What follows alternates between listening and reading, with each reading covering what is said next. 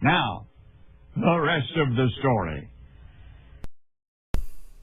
Well, I just so happened to film some of what went on yesterday, and I can say pretty certainly that Dad and I used up a whole lot of our available luck for the year. And what I mean by that is we had 3 broken bolts on the back end of this Rhino, and 2 of which were holding on the wheel on one wing. And luckily enough, we were able to get all 3 out on the first try. This right here is the second bolt that we had to take out, and then the longer part of this video, which I haven't watched, is the last bolt. The threads are all good, and you can see the last bolt here on the left.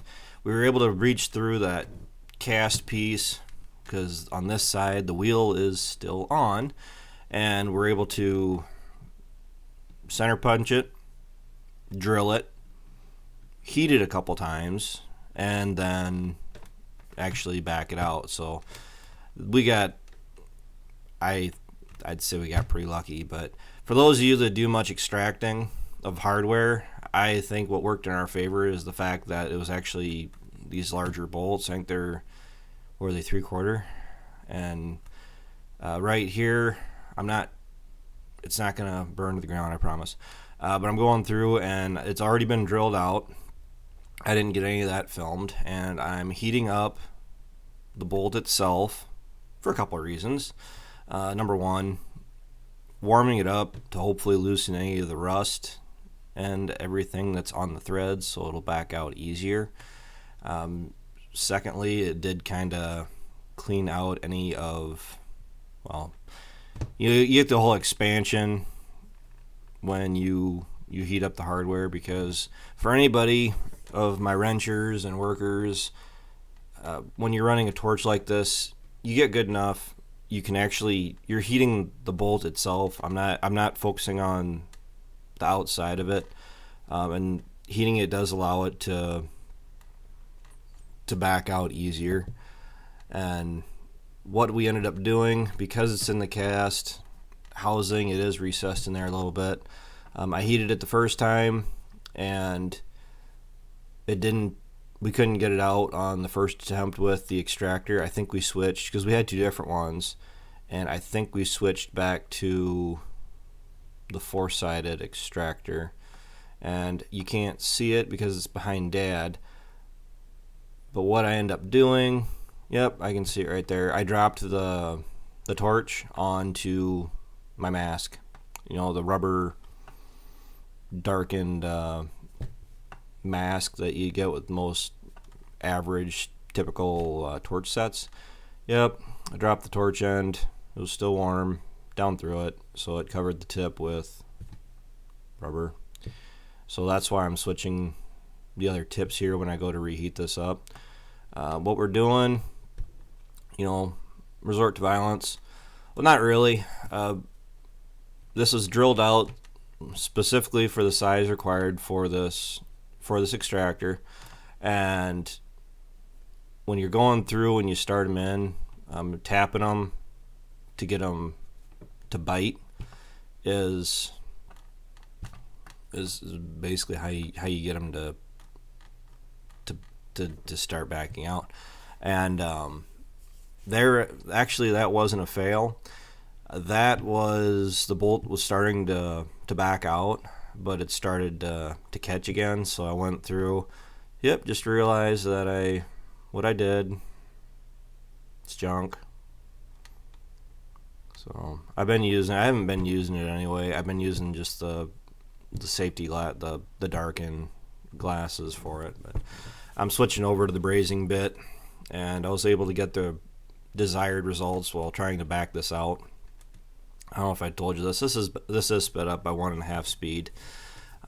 Believe it or not, when Dad called, because he was cutting with it at one of our other farms, he called at I think 2 o'clock and dropped the tire off, the whole wheel assembly off up there. Drove it home. We're able to get this figured out. and got new hardware, and drove the tractor back up and put it back on where we dropped the wheel off, and had him up and running again by 4 o'clock. So 2 hours by the time you factor in road time and what we're doing, we didn't do too bad at all. And I don't know, I just set my camera up here. You can't really, I know you can't see what I'm doing on in here, but all I'm doing is just going over where that broken bolt is, and I'm just working around it and gradually heating it up. You're able to concentrate your heat on the hardware, where, like I've said, all my farmers, workers, anybody that does any real like shop work or anything like this, you know that you're able to just heat up the hardware, and that's exactly what I'm doing. When we went through and put them back on, we didn't put the same bolts back in. That last bolt that's still there, we were able to back that out. That was covered and it was rusted pretty well solid. We end up changing out all 4 bolts, and they're hardened. They're harder than the bolts that were in here. So it really shouldn't give us any issues again. If it does, we're in big trouble. Because grade 8 bolts, trying to back those out with the extractor might be a bit of a challenge. And here I'm trying to get the flame to, well, it's sped up. It didn't take as long. I backed it out and I was trying to adjust the flame, and with these brazing tips, you don't actually run a whole lot of fuel through them, and you can burn them out really easy, or knock out your flame. So this is actually the first time we ran the Rhino this year. It's got new blades on it, and the big importance to that is we just ran for the last like 5 years or 6 or 7 years since we've had it, and the blades we had on it were the original ones that came with it. And we went through new blades, new hardware, the pins and everything to hold them on.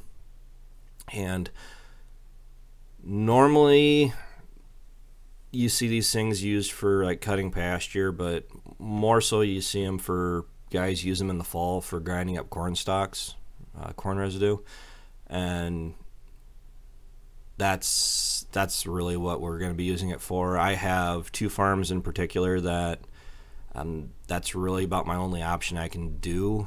I mean, rocks for one, and I don't really want to do much tillage on that farm because I don't want to dig up any more rocks than we picked up. Dad and I, we spent about 4 days picking up rocks, and we got it cleaned up pretty nice. And the more tillage you do on it, there won't be any deep ripping or chisel plowing even. About the most it's going to get is probably just the VT in the spring. My plans are to go through and chop up the stalks in the fall, and then after beans, before corn, which is what we end up doing this year. I sent Ryan down, and he actually worked it up a few days before I even planted it, which I think worked in my favor because it gave the ground a chance to warm up and to dry out, because even though you're going through and grinding the stalks up,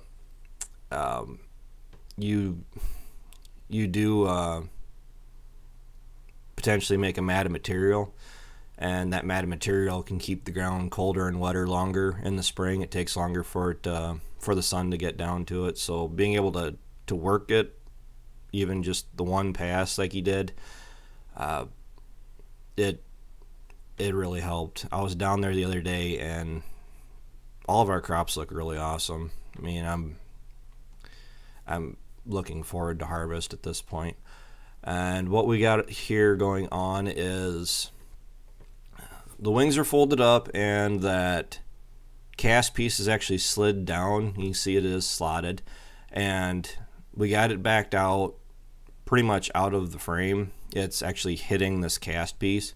So what we're trying to decide is use the handyman jack, use the skid steer, or you know what, maybe we should just drop the wing down.